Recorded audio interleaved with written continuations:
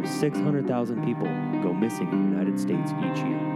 Tens of thousands remain mysteriously missing. Hello, you guys. Welcome back to Mysteriously Missing. I'm Justine. Hello, I'm Karen. And before we get started on this episode, we had a few of our viewers kind of ask, about ourselves personally, and we just wanted to give you guys some information.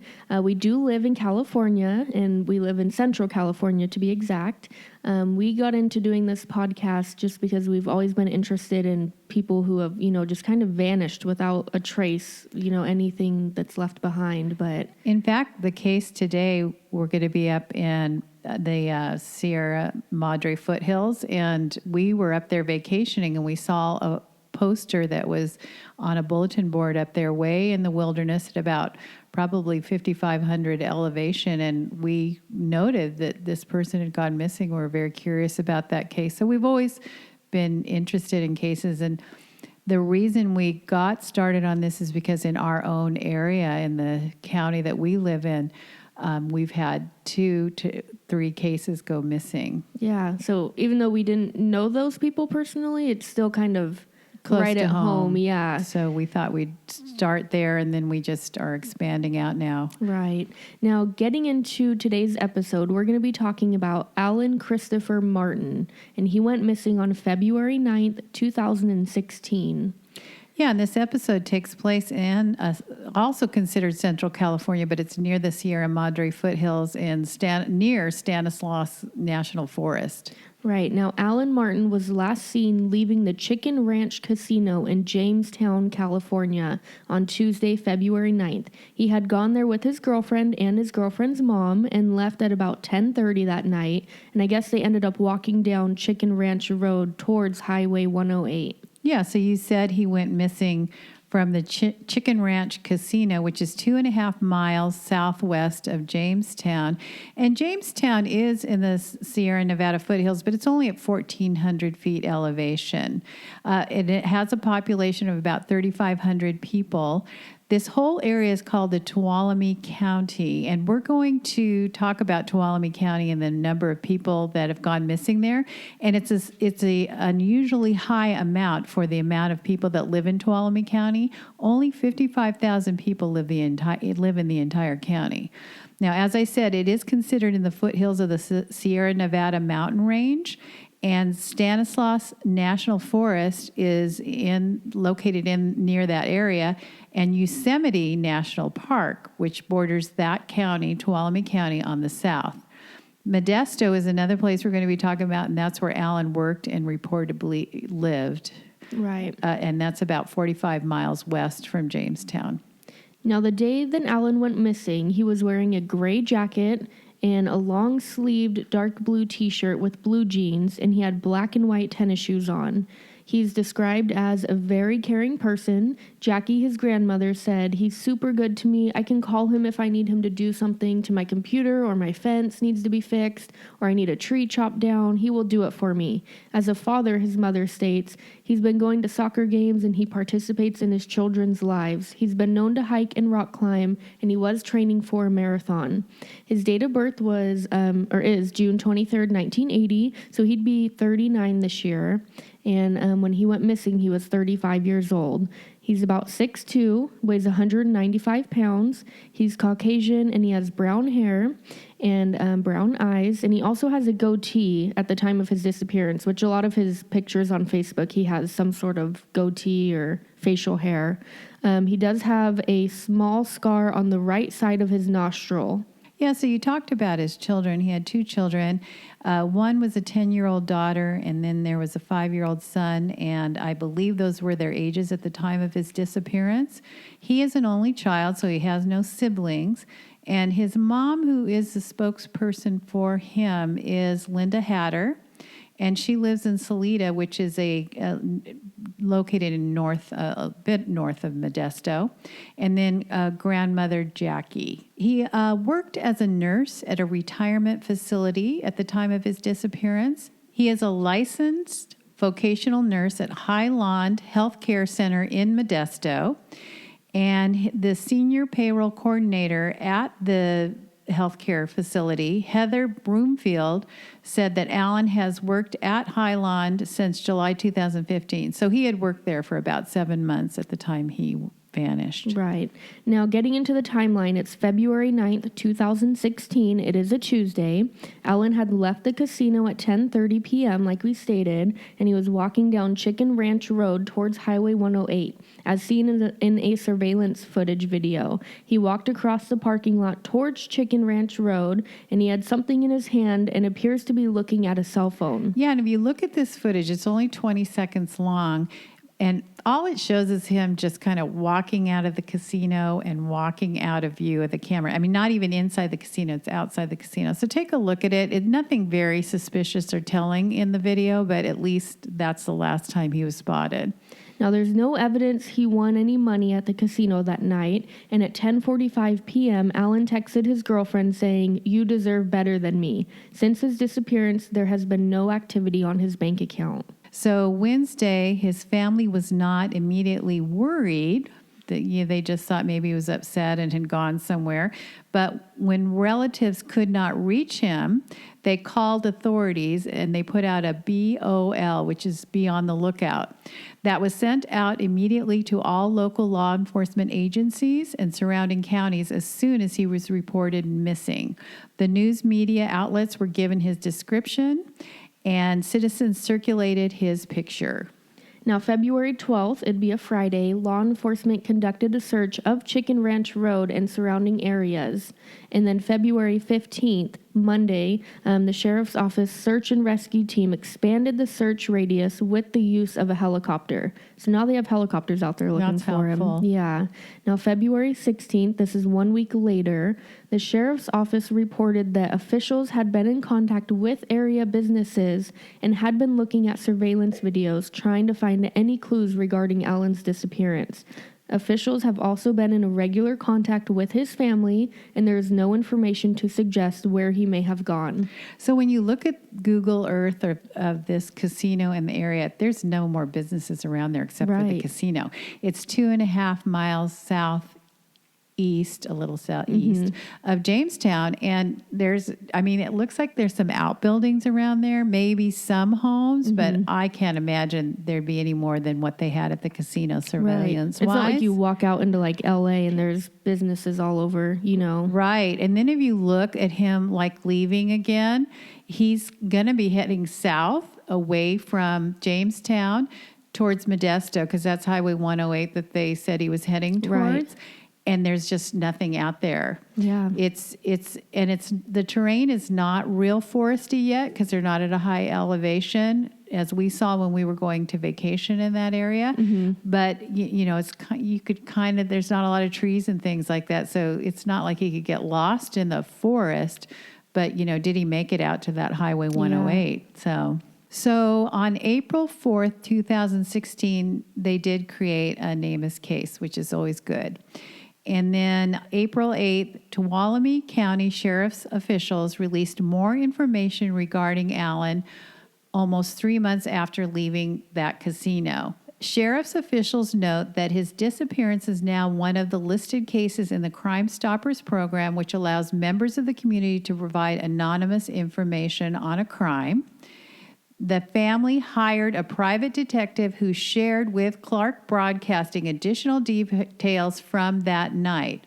The detective stated that Allen was upset about a custody issue in his family and that those who know him considered it uncharacteristic that he would have left the premises and not return or remain out of touch like he has. Additionally, that Allen had walked outside to chill out away from his girlfriend and her mother, who had accompanied him to the casino. So obviously he kind of got mad. Yeah. Like he got upset. Well, even that text he sent his girlfriend, "You deserve better than me." So maybe he was at kind of a low point that night. Very low, yeah.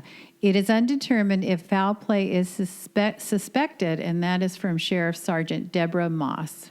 Now, Linda, which is Alan's mother, stated, "If you have a child, you'll do anything for them to get them home. In honor of your child, think of that. We just want him home. I was raised here in the valley, but my family always loved the outdoors," his mom said. "We spend a lot of time camping and fishing, and I always dreamed of living in a peaceful area like that. Now it brings a sense of doom and panic. Someone here has answers." His mother shares that when Alan was a baby, he had began to grow a mass under his eye, and then they took him to several pediatrics and received different diagnoses. We were fearing the worst since it had not gone away, and we were heartbroken. Finally, we went to the ophthalmologist, and Thank you. And we were told it was a tumor, but surgery was not suggested until he would be 18 months. His great-grandmother said we need to ask for help, so she sent off a request for a mass prayer. Time passed, and the tumor began to shrink and eventually was gone. I would like to think a miracle can happen again, and through prayer, and he comes home to us. So he kind of went through a hard time when he was a baby, and they all prayed, and, a miracle happened. Mass prayer and a miracle, and they're hoping for that miracle exactly. again. Now, some days Linda feels the loss of her son is too much to bear, and on other days she hopes for a miracle. So here's where we get into this area and what's kind of going on with this county of only 55,000 people. They have nearly 24 people missing, almost 25 people missing or unaccounted for in this county since 1980. Tuolumne County Missing Persons Awareness Day was formed, and it was a day for families and friends of people who are missing or unaccounted for to come together, and they met in Columbia State Park. Andrea Jones of Modesto, whose husband was hired by Linda, Alan's mom, to investigate Alan's disappearance, helped organize the event. Now, Alan's mom stated, "Through this loss, we discovered something we all have in common. We're connecting through our tragedy and our perseverance. We don't get closure in these circumstances." She said she knows the sheriff's office has exhausted all leads in his case. At best, she is working to ensure that her son's story is not forgotten. Yeah, so I think about 75 people showed up at this event to support the missing people in this county. And some of the people being representative were Carl Knight, who went missing April 2008, and Alan, who we're discussing now, February 2016, Nita Mayo, August 2005, Troy Galloway, March 2016, Darvis Lee Jr., October 2010, Willie Elgin, January 2011, and Patty Tolhurst, April 2014. So some of the details in these missing cases are 31-year-old Willie Elgin, who had vanished from Mount Provo, northeast of Tuolumne City in December 2010, and searches turned up no traces of him. Michael Madden vanished 20 years ago. His dog was found at Beardsley Reservoir, where Madden's campsite was, but he was never located. And 67-year-old Nita Mayo of Nevada, her car was found in August 2005 at Donnell's Vista Point, 42 miles east of Sonora. Her purse and cell phone were inside, along with a receipt from the Strawberry General Store about 12 miles away from the Vista Point. When dogs searched the Vista Point area, they picked up no scent of her other than right at her car. And that's the area where we stayed. We stayed at Strawberry. Yeah, I think we've actually gone to that store. We've gone to that store, and we actually drove by that point when we went fishing in the afternoon and went to explore up a little higher. It's 14 miles from Strawberry, or 12 miles from Strawberry. Right. So, yeah, we've seen that point, and it is a little daunting up there. It's very high elevation, and there is a lot of forest, and right in the heart of the Sierras. 48-year-old Patricia, or Patty, Sue Tolhurst, which was the owner of Patty Shack, a restaurant in East Sonora, was last seen in Twain Hart on April 18th, 2014. And on April 20th, she had mailed a letter to some friends saying she was going to go hiking in that area. Her abandoned white Toyota 4Runner car with her keys and personal identification inside was found at Donnell Vista Point on April 22nd. and it's the same spot where Nita Mayo's car was found. A friend told authorities that Patty planned to visit Kennedy Meadows Resort, which was 8 miles further east. An over-week-long search yielded no clues to her whereabouts. She has never been heard from again. How odd that 2 cars in the same exact area, the people went missing. That's so weird. Now, in 1980, Dennis Silva, who was 71, and his brother Timothy Silva, who was 68, they both disappeared 3 days before Christmas, which is, that's weird. They're both brothers and they both vanished. Yes. Sandy Lee, whose son Darvis Lee died in 2010, says she still doesn't know the events that led to his death. A piece of her son's jawbone was found a few months later and a few miles from where his car was found near Columbia. Troy Galloway was last seen on January 13th, 2016, 3 weeks before Alan, which is today's episode, went missing, leaving his home in Sonora. Troy, who served in the Marine Corps, suffered from PTSD and depression. "I just want to find him. I want to talk with him. I want to hug him," said Nancy, which is Troy's mother. And we were thinking about doing this case, but it was covered by Unfound Podcast, and he did a great job with that. So that's something viewers might want to listen to. Yeah. Troy Galloway. Mm-hmm. Now, Breck Phelps, who is 68, disappeared from Donnell Vista while on a fishing trip in early October 2016. So there's Donnell Vista again. Mm-hmm. His Nissan Versa was found a quarter mile away near a trail leading down to the Stanislaus River. His cell phone had been powered down, so he was unable to be tracked by searchers. Tuolumne County's search and rescue was assisted by the National Guard out of Sacramento, a Black Hawk helicopter, and unmanned Stanislaus County aerial vehicle, heat sensing equipment, boats, and California Highway Patrol helicopters, and 6 dog teams over the course of the search. So that's a lot of people out there. Well, to bring in the National Guard and a Black Hawk helicopter is kind of unusual. Yeah. I mean, that is a lot of search effort. It also says boats were used to search the Donnell Reservoir, but no sign of Breck was ever found. Yeah. So what happened to Alan? I mean, here he's leaving the casino. Mm-hmm.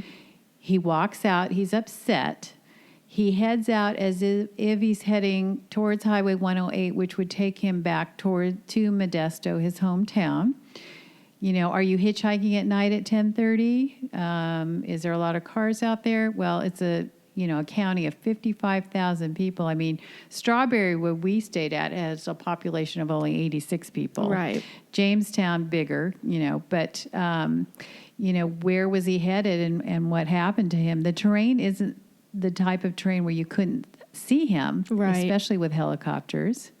Yeah. I mean, hitchhiking, like you said, he could have been looking for a ride, and especially that late at night. Yeah. So I have an article here from the Mother Lode, which is a newspaper in that area, and they did a great job covering these missing cases, and very worthy newspaper to look up. So they did an article about the crime in the area. One police chief is calling his city's uptrend in violent crimes very disturbing. And this was July in 2015, so before Alan went missing. Sonora Police Chief Mark Stenson shares, "We saw an uptick on some very major crimes last year, which is not heartening. It's concerning to me because we saw a large increase in violent crimes, which is never good to have in a small community like ours. We saw a huge spike. We started off the year 2015 very disturbingly, as well because we had an assault with a deadly weapon about every week for the first 6 weeks." Asked if drugs were a major reason for the hike, Stinson says they played a role in the attack, but there were other factors as well, such as road rage. He had no exact reason for the surge except to say, for some reason, we are becoming a more violent community. We're seeing that across the board. People are attacking people for no reason, and it's kind of weird. Outsiders cannot be blamed for committing these violent crimes, Stinson reports, as all the perpetrators were local. However, that is not the case with burglaries, which are up from 113 in 2013 to 128 in 2014, representing a 13% increase.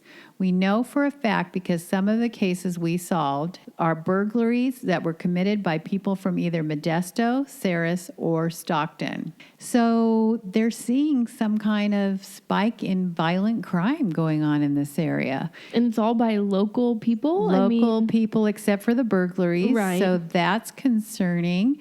And now we see that we have almost 24 people have gone missing over the years in such, if you think of 55,000 people, that's not a lot of people in one county.